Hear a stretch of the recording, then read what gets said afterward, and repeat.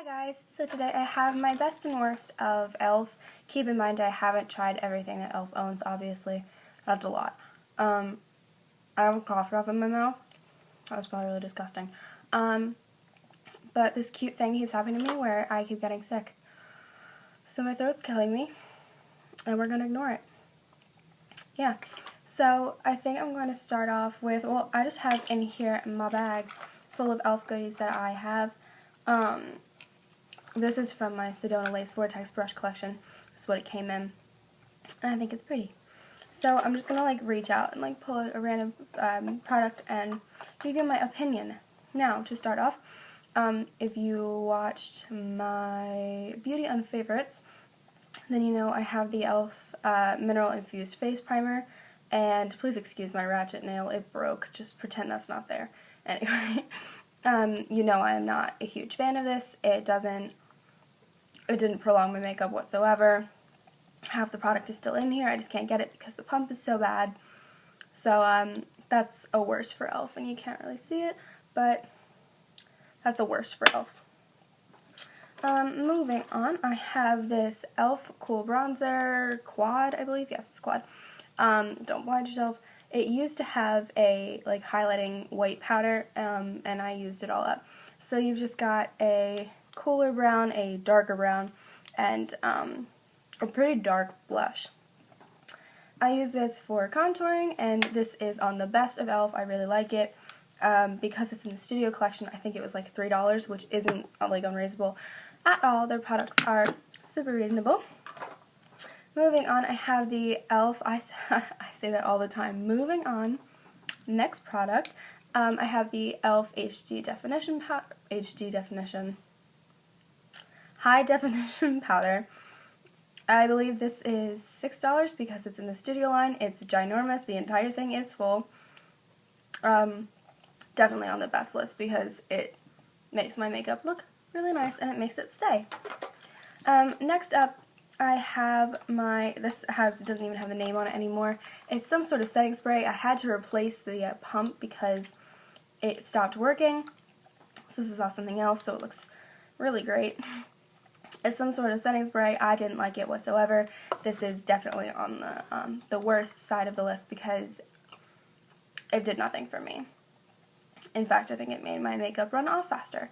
Which obviously, you don't want that in a setting powder or in a setting spray. This is the e.l.f. Zit Zapper. It's super, super old. Just looks like this. If you smell it, I do believe, yeah, this is like a rollerball sort of thing. You can't really see it, and it's super messy because I've had it for forever. I think that it's witch hazel just by the smell of it. It's just supposed to dry out pimples and everything, which obviously who doesn't need that. I like it, and I think because this is just regular e.l.f., I believe this was just $1, and I've had this for forever, and I've only used that much. This product I know has been raved about all over everywhere. It's the e.l.f. Anyway, it's the e.l.f. Eyelid Primer. I really enjoy it. I, in fact, have 4 backups. It's either $1 or $3. I believe it's $1. I don't have oily eyelids, so I have no problem with this, and I like it very much. Especially compared to the Primer Potion by Urban Decay, because that one's pretty expensive. Here I have the e.l.f. with liquid eyeliner. This is going to have to be a worst for me.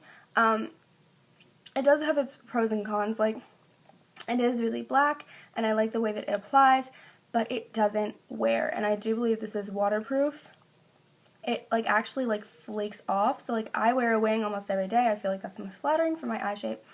And by 4th or 5th period of school, it'll be flaking off, and I have part of my wing missing, and nobody wants a missing wing.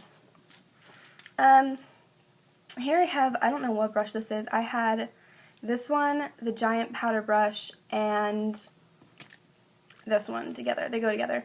They used to be clear rhinestones. I got a little paint happy one day, and I ombre'd them rainbow.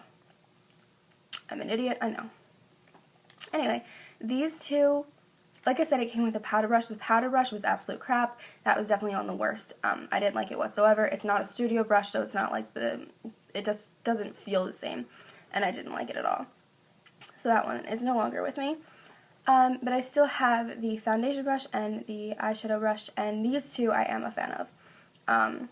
They feel like studio brushes just by their texture. So this is on the best list. The other brush is on the worst. This little guy is the e.l.f. matte. I keep throwing everything. Anyway, I'm sorry. It's the e.l.f. matte lip color. I got this. My dollar store recently started carrying e.l.f., which is fantastic because now everything's $1, even though this is, in fact, a studio item. You can tell by the packaging. It's exactly as it says. It's a matte lip color. It's like a crayon. It rolls up like this. This, like, on its own is not the most flattering color. It looks like this. It's a nice peach. But if I want a nice nude lip, then I will put this on first, followed by my Laura Mercier, I believe in the shade Bare Naked. I don't know where it is. Oh, here it is. Uno momento. I don't even speak Spanish. Yeah, Bare Naked. So I put this on top of this, and boom. I love it. The last of these products are all brushes. So yeah, these are, they're all studio brushes as well. So this is the e.l.f. Small Stipple. For the most part, as I said, I'm pretty impressed with these studio brushes. This one is not as great as I thought it was going to be. I really wanted it for, you know, like under my eye. And I guess it does its job, so I really have no reason to be angry, but it's okay. And I guess I'll go to this one, is the large stipple brush. Again, studio, love this one. I use it a lot for like powder and that sort of stuff. This one is a small smudge brush. As you know, I wear a gel eyeliner every single day, and to set that into place with powder, some sort of powder, or eyeshadow, I use this. Love that one. That was $1 from the dollar store. I have this fan brush, which this is okay. I mean, it's just like really, really, really, I don't know how to show you this. It's really sparse, so like if you're picking up highlight or anything, which is obviously what a fan brush is for, it doesn't do that great of a job. Plus, I just recently got, as you know, for Christmas, I got my Vortex brush, or my Vortex collection from Sedona Lace, and this highlighter, this bad boy fan brush, came in there, and that one,